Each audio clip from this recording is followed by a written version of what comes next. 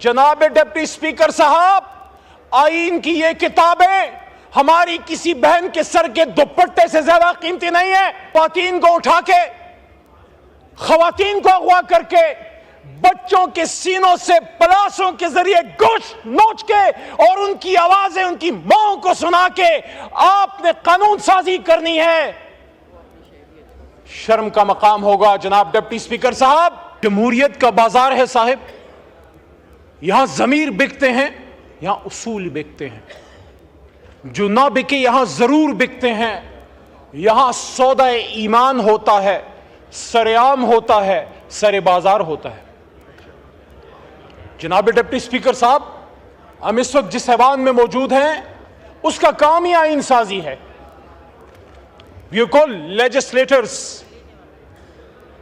ہم آئین ساز، قانون ساز یہاں پہ بیٹھے ہیں، ہم اس قابل نہیں ہیں، لیکن اللہ تعالیٰ نے، آپ کی توجہ چاہیے مجھے، اللہ تعالیٰ نے 25 کروڑ عوام کی طاقت اور اپنی برکت سے ہم میں استطاعت دی ہے کہ ہم اپنی ذات سے نکل کے اس سبز ہلالی پرچم اور اس بابائے قوم کی فرمودات کی روشنی میں اس ملک کو ملک بنا سکیں، جس کے لیے برصغیر پاک و ہند کی گلی گلی کوچے کوچے یہ نعرہ لگتا تھا کہ بٹ کے رہے گا ہندوستان اور بن کے رہے گا پاکستان۔ اور پاکستان کا مطلب کیا؟ لا الہ الا اللہ۔ تو لا الہ الا اللہ کا کیا مطلب ہے؟ جناب ڈپٹی اسپیکر صاحب، آئین کی یہ کتابیں جو ہیں یہ پاکستان چلانے کے لیے ایک مقدس ڈاکیومنٹ ضرور ہے، لیکن صرف ایک کتاب میں تبدیلی نہیں ہو سکتی، وہ قرآن عظیم الشان ہے۔ اس کے علاوہ ہم نے کبھی بھی یہ نہیں کہا کہ آئین میں تبدیلی نہیں ہو سکتی، قانون سازی نہیں ہو سکتی، because constitution is a living document. آئین میں تبدیلیاں ہوتی رہیں گی، اس کے ہم خوبصورت سے خوبصورت اور مؤثر سے مؤثر تر بناتے رہیں گے، لیکن جناب ڈپٹی اسپیکر صاحب، آئین کی یہ کتابیں ہماری کسی بہن کے سر کے دوپٹے سے زیادہ قیمتی نہیں ہے۔ میں اپریشیٹ کرتا ہوں ملتان سے ہمارے ایک بھائی ایم این اے صاحب، گیلانی صاحب کے برخوردار موسیٰ بھائی تھے شاید کل، انہوں نے سپورٹ کی وہ بات کہ اگر، اور میں آج اس ایوان کے سامنے یہ بات رکھتا ہوں کہ اگر خواتین کو اٹھا کے، خواتین کو اغوا کر کے، بچوں کے سینوں سے پلاسوں کے ذریعے گوشت نوچ کے اور ان کی آوازیں ان کی ماں کو سنا کے آپ نے قانون سازی کرنی ہے، شرم کا مقام ہوگا جناب ڈپٹی اسپیکر صاحب۔ میں نہیں چاہتا تھا میں نام لوں، لیکن تاریخ کی درستگی کے لیے ضروری ہے۔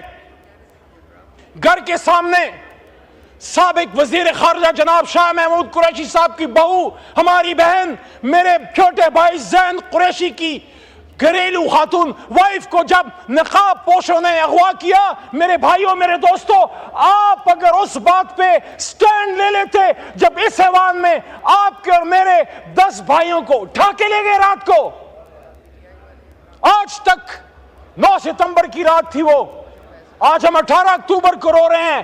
جناب سابق وزیر اعظم صاحب، راجہ صاحب، بے نظیر صاحبہ کی شہادت صرف آپ کا نقصان نہیں، ہم سب پوری قوم کا نقصان تھا، لیکن آج جب ہم بے نظیر کی شہادت کی بات کرتے ہیں، آپ مجھے بتائیے اس ایوان کے اندر سے جب آپ کے ایم این ایس کو نقاب پوش اٹھا کے لے گئے تو میرے استاد محترم جو شہید ہو گئے، لطیف افریدی لالا، جو پختونوں کی شان تھے، اس بھٹو ریفرنس کیس میں وہ امائکس تھے اور میں ان کے ساتھ 2011 سے سپریم کورٹ آتا تھا۔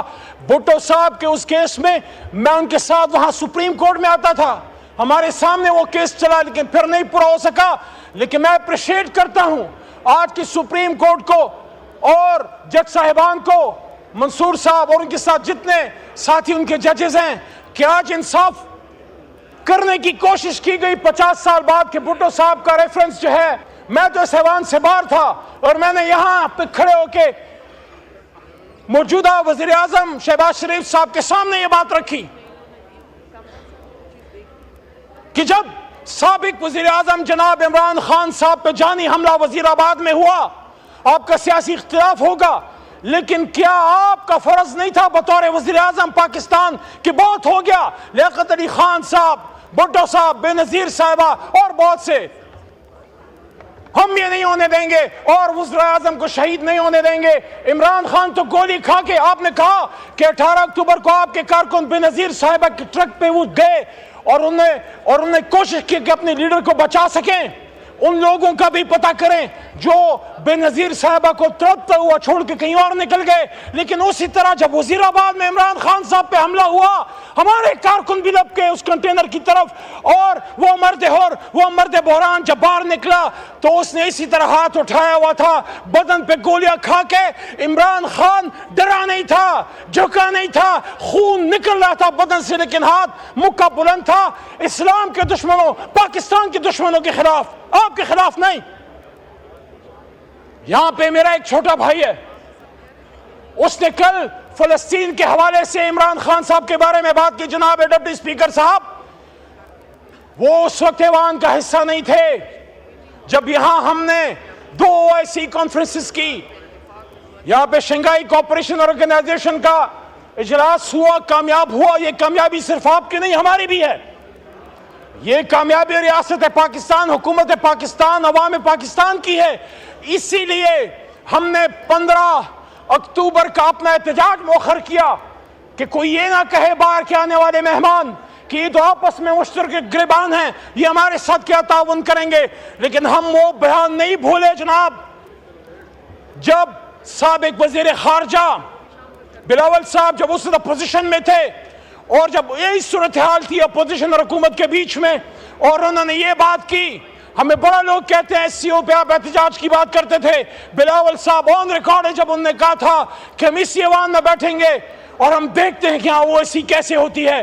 لیکن ہم نے سمجھا، ہم نے اس کو درگزر کیا یا ہم نے اس کو نظر انداز کیا کہ جذبات میں ایک بات کی ایک نوجوان لیڈر نے۔ لیکن آج جب میرے سابق وزیر اعظم، میرے لیڈر پہ بات ہوتی ہے، اس کے فلسطین کاز سے کمٹمنٹ پہ بات ہوتی ہے، تو اسی ایوان میں سابق وزیر اعظم عمران خان نے یہاں پہ تقریر کرتے ہوئے، جب امت مسلمہ کی لیڈرشپ یہاں پہ بیٹھی ہوئی تھی، انہوں نے کہا، امت مسلمہ کی مردہ لیڈرشپ کو کہا کہ آؤ کھڑے ہو جاؤ، آؤ ایک اسلامک بلاک بناتے ہیں فلسطین کے لیے، کشمیر کے لیے اور امت مسلمہ کے لیے۔ کہاں تھے آپ جو آج سوال کرتے ہیں؟ اور اس وقت آپ کہاں تھے جب یہ آدمی جس کو آپ نے 450 ساڑھے 400 دنوں سے جیل میں ڈالا ہے، جس سے آپ ہمیں ملاقات نہیں کرنے دیتے، پورا نظام ایک شخص کی طرف دیکھ رہے کہ عمران خان کیا کہے گا؟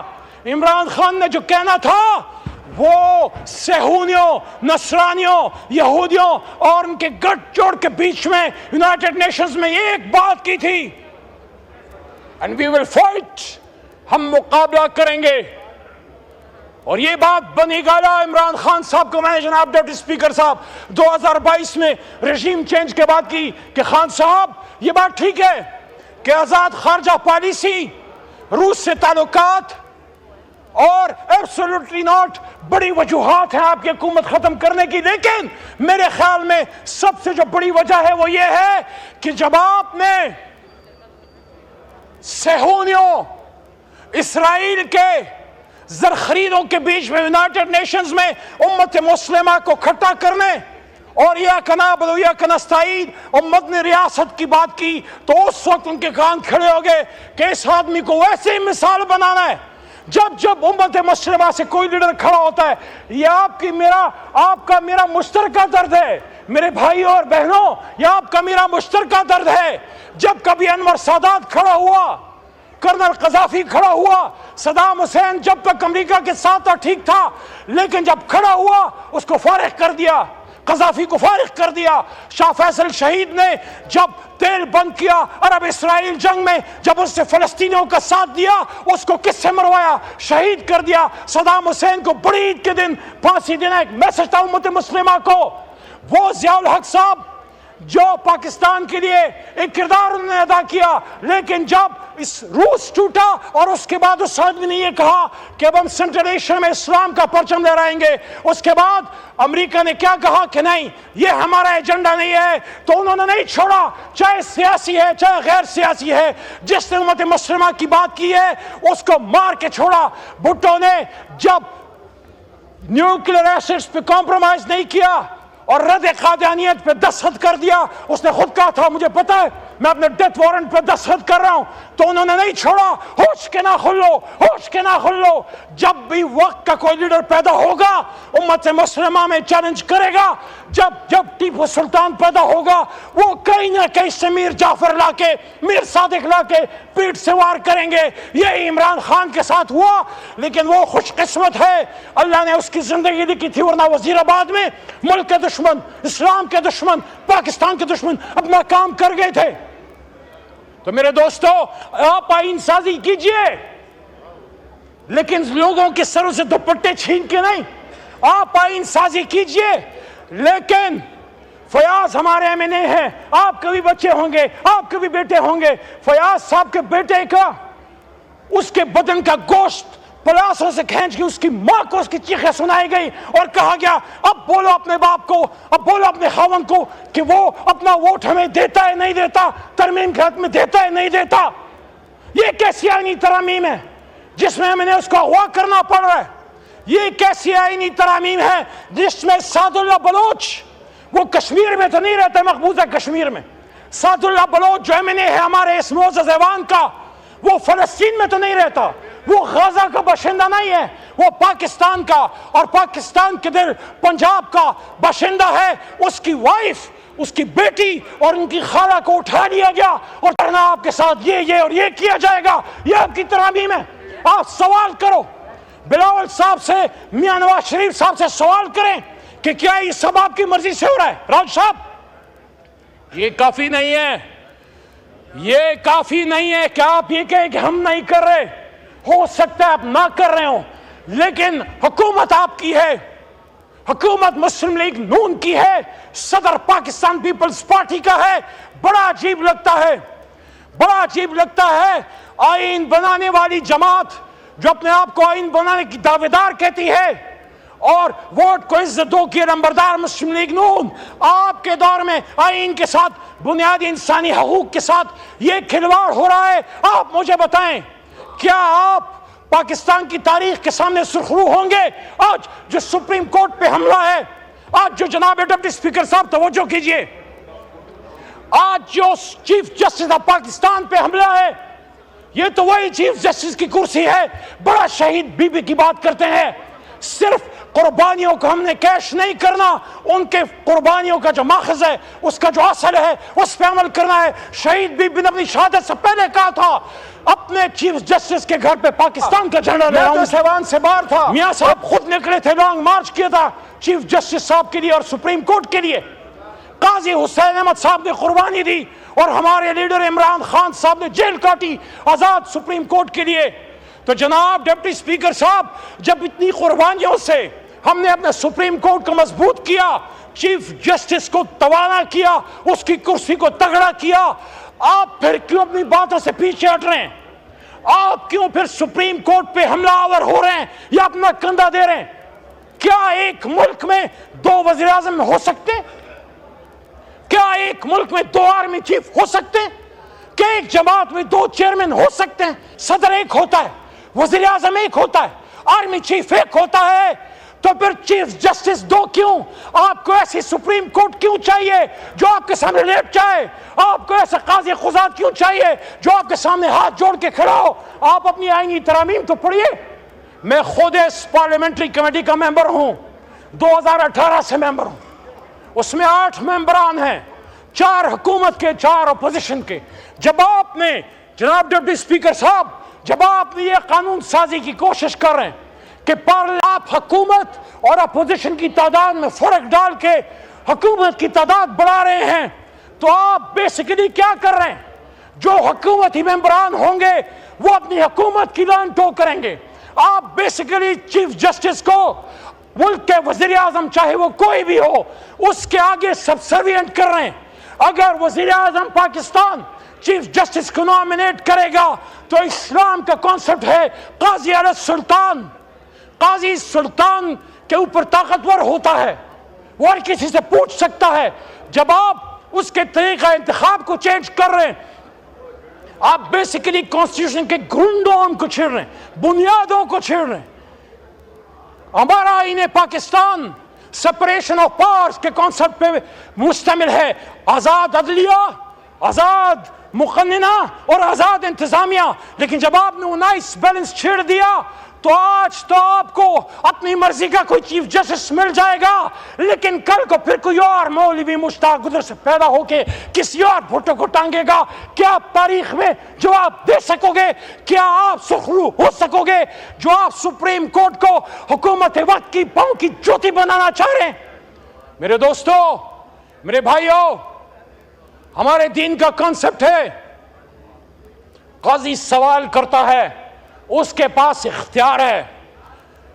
184(3) सुओ मोटो, उस पे हमला है। क्यों हमला है? क्योंकि 8 फरवरी के इलेक्शन में जो डाका पड़ा उस पे हमारी पिटीशन सुप्रीम कोर्ट में मौजूद है और उसको 184(3) के तहत चीफ जस्टिस जो भी आता है उठा सकता है। आप चाहते हैं कि जो भी नया चीफ जस्टिस आता है उसके आने से पहले ये इख्तियार ले लो और चीफ जस्टिस के अपॉइंटमेंट का इख्तियार चीफ जस्टिस ऑफ पाकिस्तान का वज़ीर आज़म पाकिस्तान को दे दो। और साथ में आईनी कोर्ट। कौन सी आईनी कोर्ट? किस लिए आईनी कोर्ट? किस तरह की आईनी कोर्ट? आप मुझे बताइए। 2008 से 2013 तक आसिफ अली जरदारी साहब सदर पाकिस्तान नहीं थे? राजा साहब जब भी गुफ्तगू फरमा रहे थे साबिक वज़ीर आज़म, आप वज़ीर आज़म नहीं थे। उसके बाद मियाँ साहब 13 से 18 तक वज़ीर आज़म नहीं थे। बीच में शाहिद खाकान साहब आ गए और उसके बाद 16 महीने फिर आप इकट्ठे थे। शहबाज शरीफ साहब वज़ीर आज़म, बिलावल साहब उनके साथ वज़ीर खारजा। तब तो आपको आईनी तरामीम का दौरा नहीं पड़ा। तब तो आपको बेनज़ीर भुट्टो साहिबा से अपनी कमिटमेंट याद नहीं आई। तब तो आपको भुट्टो साहब की कुर्बानी याद नहीं आई कि एक जज ने उनके साथ क्या किया। और जिस जज ने आपको इंसाफ दिया, इतनी तो मोहसिन कुछ ना बने, इतनी तो रवादारी, इतनी तो हया रखें कि जो शख्स 50 साल बाद आपको इंसाफ दे गया, आप उसके इंसाफ से इतना डरते हैं। क्यों? आपको अपनी मर्जी का इंसाफ चाहिए। 50 साल बाद अगर भुट्टो को इंसाफ मिल गया तो पिछले साल का इंसाफ नहीं होना चाहिए। और ये किसने कहा है कि जो आ रहा है वो किसी को इंसाफ देगा? इंसाफ तो रब करीम देगा। मैं आपसे ये कह रहा हूं, खुदारा आप आईनी तरामीम लाइए, हम उसके लिए बात करने के लिए तैयार है, लेकिन इस आवाज में लाइए, अंधेर कमरों में नहीं, किसी की मर्जी मंशा पे नहीं। रात के 1-2 बजे जब इस हुकूमत का बरएनाम लॉ मिनिस्टर मीडिया के सामने ये कहता है कि मुझे तो मुसव्विदा मिल गया, आप मुझे बताइए मुसव्विदा, आगा साहब मुसव्विदा कहां से आया? मेरी मालूमात के मुताबिक, मैं भी एक छोटा मोटा मिनिस्टर रहा हूं इस हुकूमतों में, मेरी मालूमात के मुताबिक लॉ मिनिस्टर जब कानून बनाता है वो कैबिनेट की अप्रूवल से, वज़ीर आज़म की मंशा से उसकी लॉ डिवीजन बनाती है। लॉ मिनिस्टर को कभी यह नहीं कहना पड़ता कि मुझे मुसव्विदा मिल गया। कहां से मिला मुसव्विदा? किसने बनाया मुसव्विदा? किसने भेजा मुसव्विदा? किस लिए भेजा मुसव्विदा? मैं पीपल्स पार्टी पे मेरा बड़ा सवाल है, क्योंकि जिससे तवक्को होती है उसी से सवाल होता है।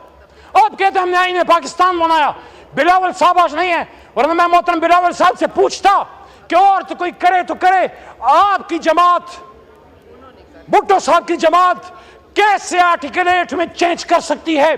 फंडामेंटल राइट्स को कैसे आप चेंज कर सकते हैं? मिलिट्री कोर्ट्स के हक में कैसे आप बात कर सकते हैं? बुनियादी इंसानी हकूक में आप चेंज कैसे कर सकते हैं?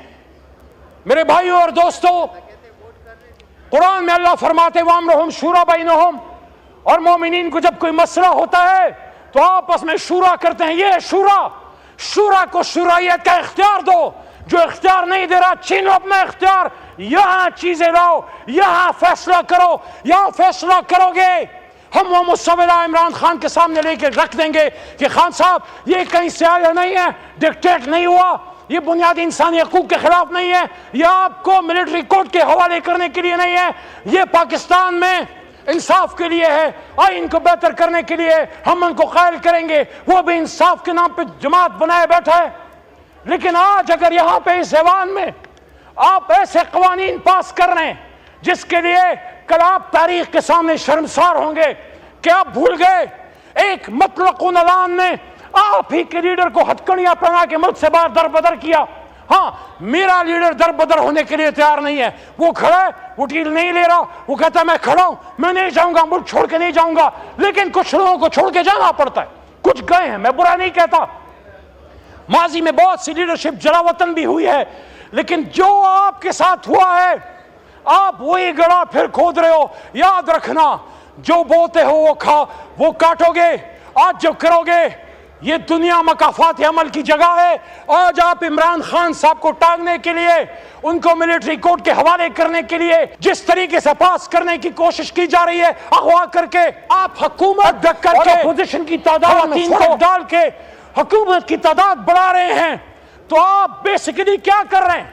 جو حکومتی ممبران ہوں گے وہ اپنی حکومت کی لان ٹو کریں گے. آپ بیسیکلی چیف جسٹس کو، ملک کے وزیر اعظم چاہے وہ کوئی بھی ہو، اس کے آگے سبسروینٹ کر رہے ہیں. اگر وزیر اعظم پاکستان چیف جسٹس کو نامنیٹ کرے گا تو اسلام کا کانسیپٹ ہے قاضی علی السلطان. قاضی سلطان کے اوپر طاقتور ہوتا ہے، وہ ہر کسی سے پوچھ سکتا ہے. جب آپ اس کے طریقہ انتخاب کو چینج کر رہے ہیں، ضروری ہے کہ آج ہم یہاں مل کے بیٹھیں، آپ ان آئینی ترامیم کو سیوان میں لائیں، اس پہ مہینہ 2 مہینے بحث کریں. ہم انشاءاللہ اس کو وہ بہتر کر کے دیں گے کہ آئین پاکستان کا نظارہ دنیا کرے گی. اس میں بنیادی انسانی حقوق کا تحفظ بھی ہوگا، اس میں سویلین سپریمیسی بھی ہوگی، لیکن اس میں آزاد جوڈیشری بھی ہوگی. اور یہ فوج بھی ہماری دشمن نہیں ہے. ایک دن اگر فوج نہ ہو یہ ملک نہیں رہ سکتا. لیکن فوج جب اسٹیبلشمنٹ جب سیاست میں آتی ہے، وہاں پھر قائد اعظم کا فرمان کا روک ہے. جو سٹاف کالج کوٹہ میں نے کہا تھا کہ policy is a domain of surveillance and you are supposed, آپ نے implement کرنا ہے. You are supposed to implement the orders, the policies of the federal government of the civilians. Policy ہم نے بنانی ہے، مل کے پاکستان کو مضبوط کرنا ہے. لیکن اگر یہ نہیں کرو گے، اغوا کاری جاری رہے گی، ابڈکشن جاری رہے گی، ڈس اپیئرنس جاری رہے گی. آج یہ پورے ایوان میں پیچھے دیکھ لیں، آپ تو بیٹھے، یہ میرے پیچھے پورا ایوان خالی ہے. آج جناب ڈپٹی اسپیکر صاحب دہشت گرد کھلے پھر رہے، قاتل کھلے پھر رہے، ڈاکو کھلے پھر رہے، لیکن ایمنیز اپنی جان بچاتے پھر رہے. یہ کرسیوں پہ آپ کے بھائی بہن بیٹھا کرتے تھے اور پھر آئیں گے انشاءاللہ. لیکن آپ سوال تو کیجئے یہ کیا وجوہات ہیں؟ اگر آئینی ترامیم اتنی اچھی ہیں، پاکستان کے لیے بہتر ہیں، تو ان کو اغوا کیوں کرنا پڑ رہا ہے؟ ان کے ضمیر کیوں خریدنے پڑ رہے ہیں؟ ان کی بیٹیاں کیوں اٹھانی پڑ رہی ہیں؟ ان کے بچوں کے گوشت کو کیوں نوچا جا رہا ہے؟ یہ آپ کسی کے بدن کے گوشت کو نہیں نوچ رہے، آپ سیاست کے اس مردہ ضمیر بدن کو مزید تاریک کر رہے ہیں. آپ مت نوچنے دو سیاست کے اس چہرے کو، مزید جتنا نوچ چکے وہ کافی ہے، اور شہادتیں مت دینے دو اور پاکستان کو تباہ مت ہونے دو. آخری بات، اے چاند یہاں نہ نکلا کر، یہاں الٹی گنگا بہتی ہے. اے چاند یہاں نہ نکلا کر، یہاں الٹی گنگا بہتی ہے. اس دیش میں اندھے حاکم ہیں، نہ ڈرتے ہیں، نہ نادم ہیں، نہ لوگوں کے وہ خادم ہیں. ہاں ہے اس دیش میں کاروبار بہت، ہاں اس دیش میں کاروبار بہت، اس دیش میں گردے بکتے ہیں، اس دیش میں گردے بکتے ہیں. کچھ لوگ ہیں علی شان بہت، اور کچھ کا مقصد روٹی ہے. اے چاند یہاں نہ نکلا کر، لیکن ہم مایوس نہیں ہیں. ہم اپنے اللہ پہ ہمیں یقین ہے، ہمیں یقین ہے جس قوم نے ہم نے بھیجا ہے، ہمیں بڑی طاقت ہے، ہمیں بڑی جستجو ہے، ہمیں بڑا حوصلہ ہے. انشاءاللہ عمران خان نکلے گا، آئے گا، اور جو میں نے بات کی تھی عوام کی طاقت سے اس کرسی پہ ایک بار پھر بیٹھے گا. لیکن وہ تب ہوگا، اور پاکستان میں جمہوریت تب مضبوط ہوگی جب ہم ایک دوسرے کو اغوا کرنا، بلیک میل کرنا، عزت تاراج کرنا اگر ہماری طرف سے ہوا ہے وہ بھی غلط ہے. اگر ہماری طرف سے کسی کا دروازہ توڑا گیا وہ بھی غلط ہے. اگر ہماری طرف سے ہماری حکومت میں رات کو کسی کو اٹھایا گیا وہ بھی غلط ہے. لیکن آج آئین سازی کے نام پہ جو پاکستانی لیڈرشپ، پاکستانی عوام کا مذاق اڑایا جا رہا ہے، میں سمجھتا ہوں پوری دنیا کے سامنے ہمارا چہرہ شرم سے شرمسار ہے کہ آج پاکستان میں آئین سازی کی بات ہو رہی ہے ڈپٹی اسپیکر صاحب، اور آدھا ایوان خالی ہے.